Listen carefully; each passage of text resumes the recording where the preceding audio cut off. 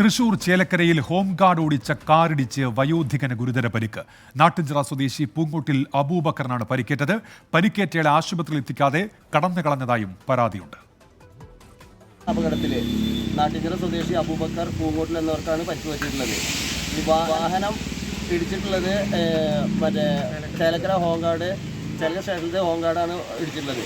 ഈ പരിക്ക് പറ്റിയ ആളെ ഹോസ്പിറ്റലിലേക്ക് കൊണ്ടുപോകാൻ മുതിരാതെ ആള് വാഹനം എടുത്തു കൊണ്ടുപോവുകയാണ് ചെയ്തത്. അത് വളരെ പ്രതിഷേധാർഹമാണ്. സൂരജ് സജിയുണ്ട് തൃശ്ശൂരിൽ നിന്ന്. സൂരജ്, എന്തൊക്കെയാണ് വിവരങ്ങൾ?